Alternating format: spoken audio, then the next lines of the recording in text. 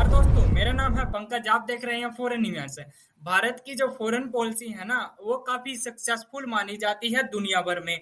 लेकिन कई बार ना भारत के सामने ऐसी क्रिटिकल सिचुएशन आ जाती है, जैसा कि आपने अभी हाल ही में यूक्रेन और रशिया के युद्ध के दौरान भारत का जो स्टांस देखा, उसको लेकर काफी वेस्टर्न कंट्रीज में और अमेरिका जैसी कंट्रीज में काफी पैनिक की सिचुएशन थी कि भारत क्यों नहीं रसिया का जो क्रिटिसिज्म है वो क्यों नहीं कर रहा।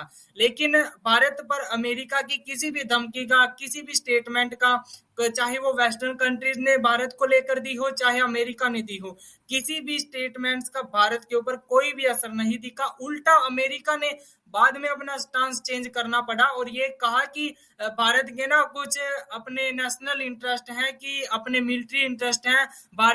रसिया से जो है काफी मिलिट्री का इक्विपमेंट्स का काफी इम्पोर्टर्स है भारत रसिया से। और भारत ने रसिया से ना अब हाल ही में, अभी प्रेजेंट की बात बता रहा हूं मैं, भारत ने रसिया से ना भारी मात्रा में क्रूड ऑयल कम कीमतों पर भी खरीदना स्टार्ट कर दिया है। अब इससे पहले कि अमेरिका इतना जला बुला बैठ गया था, लेकिन अब फिर से ना भारत के सामने दोबारा ऐसी सिचुएशन आने वाली है, क्योंकि जो रसिया के फॉरेन मिनिस्टर है ना, वो अब भारत के 2 दिन के दौरे पर आने वाले हैं।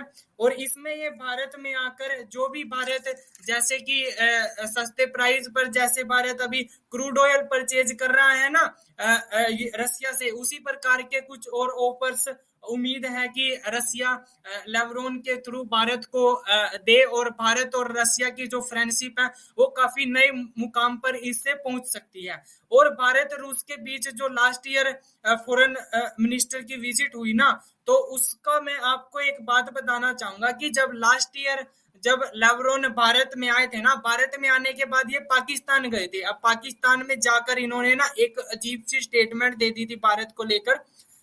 मैं आपको ये दिखाना चाहूंगा इनकी ये भारत को लेकर क्या स्टेटमेंट थी।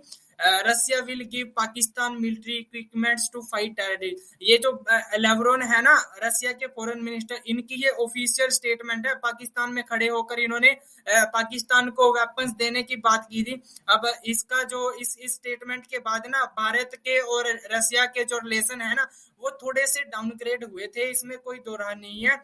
लेकिन अब बात ये की जा रही है कि जो लेवरोन है ना, इंडिया और रसिया के जो रिलेशन है उसको बूस्ट करने के लिए 2 दिन की इंडिया की विजिट पर आ रहे हैं, ताकि ये आपस में कोऑपरेशन कर सके, ट्रेड बढ़ा सके, और किस तरह से इंडिया सस्ते दामों पर गैस और क्रूड ऑयल परचेज कर सकता है रसिया से, उस सब को लेकर बात की जा रही है। अब इसी बात से ना यूएसए काफी हद तक चिढ़ा हुआ बैठा है कि लेवरोन अब भारत में आ रहे हैं, इनकी कोई बड़ी डील ना हो जाए। इसी डर से ना यूएसए ने ना बिना किसी देरी किए अपने ऑफिशियल्स को ना भारत में भेज दिया। ये आप देख सकते हो, ये डिप्टी एनएसए हैं, इनका नाम है दिलीप सिंह इनका नाम है।